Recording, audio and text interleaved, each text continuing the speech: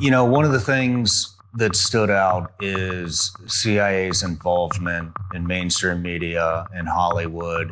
And I think a lot of people have suspected that over the years. You see a lot of comments and a lot of discussions about that. But this makes it even more real because there's very specific examples of how they do that, how they approach, what the conversations are like, why they do it. And like we said in the documentary, this is just scratching the surface. This goes very deep.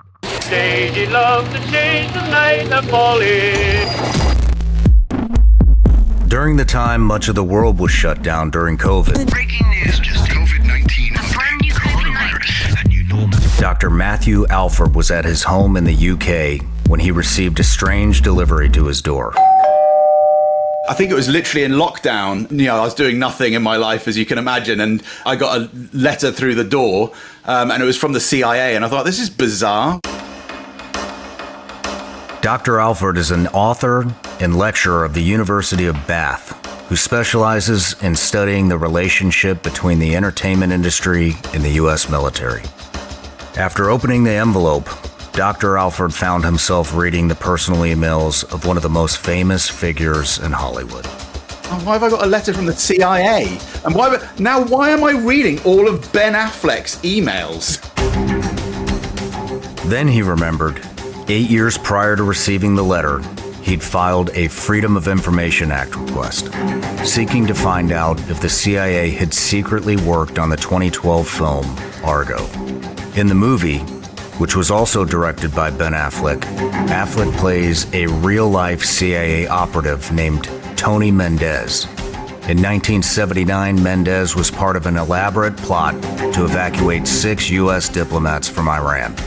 After the United States Embassy in Tehran was taken over by Iranian Islamists, though 66 members of the embassy staff were taken hostage. 6 managed to evade capture and escape to the homes of the Canadian embassy officers. The CIA needed to figure out a way to get them out of the country while they hid with the Canadian embassy staff.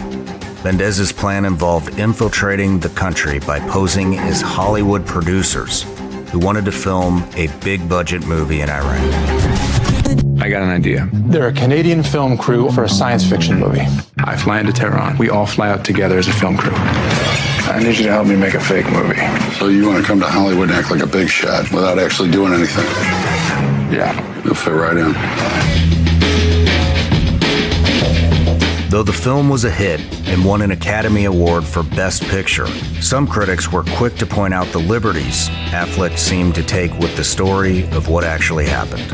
Many critics noted how the Hollywood film version seemed to inflate the role the CIA played in the rescue. The Canadian magazine Maclean's wrote, "The movie rewrites history at Canada's expense, making Hollywood and the CIA the saga's heroic saviors, while Canadian Ambassador Ken Taylor is demoted to a kindly concierge."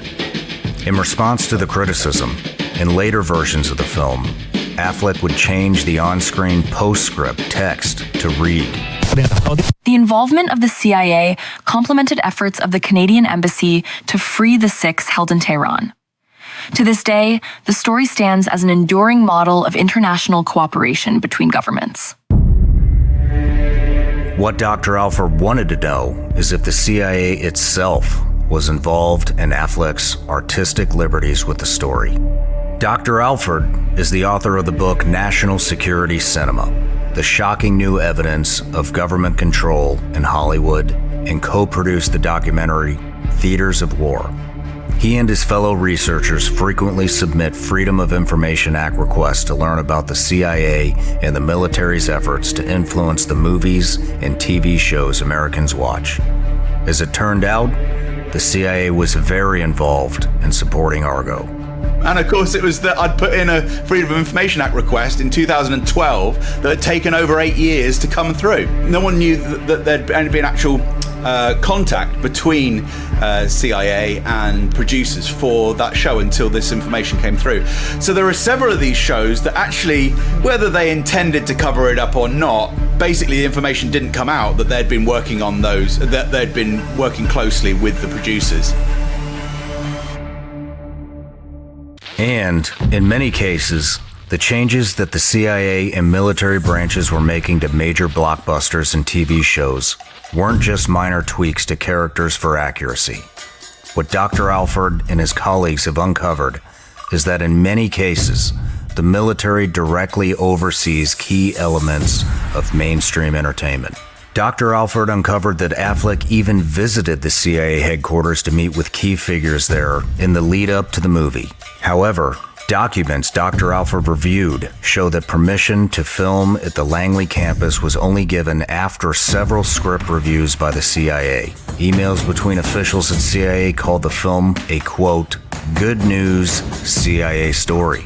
In an interview with The Guardian leading up to the movie, Affleck acknowledged the primary similarity between what his job as a Hollywood director is and what the CIA does: deception.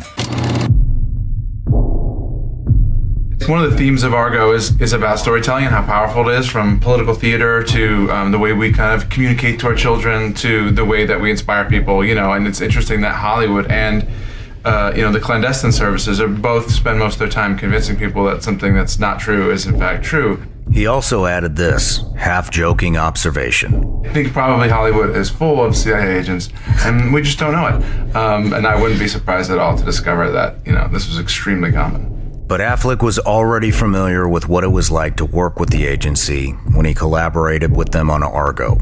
He'd previously worked with them on the Jack Ryan film, The Sum of All Fears. His former wife, Jennifer Gardner, starred in the TV show Alias, where she played a super spy. The series was supported by the CIA, who worked closely with producers on it.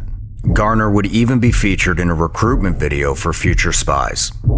I'm Jennifer Garner. I play a CIA officer on the ABC TV series Alias. In the real world, the CIA serves as our country's first line of defense in the ongoing war against international terrorism. If you're an American citizen and seek a challenging, rewarding career where you can make a difference in the world and here at home, contact the agency.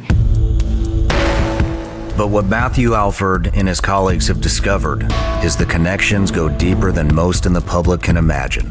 The US military has worked with Hollywood producers for about 110 years or so. As Dr. Alford explains, the military has long seen value in being able to affect how they are portrayed on screen.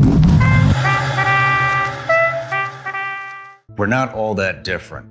Like we had talked about the Nazi from World War II that they tried, and then the reporter said, that the alarming thing or the scary thing is this guy isn't that much different than the rest of us. It's just 1 degree off. And so you only know what you're being fed. And we're all being fed different things through different algorithms, with different media channel that we're watching, or mainstream media that we're watching, news that we're watching. I think, for me, what I hope people take out of this is that you're all fed a very particular narrative to tribalize the US. And they've done a very good job of that, whether it's social media, news stations, mainstream, whatever that is. And so I think that people that watch this, that pay attention, will start to realize that they're being fed tidbits of different information to trigger emotions and to hate another side of this country who may not think identical to you. But I think we all have a lot more in common than we realize. And I think this is a perfect way to kind of, in a bipartisan way, to dish out the information so that people understand what they're being fed is curated in a very particular manner. Hopefully people can see through some of this stuff and realize that we don't need to hate each other. We just need to talk to each other. And I think that's just something very important.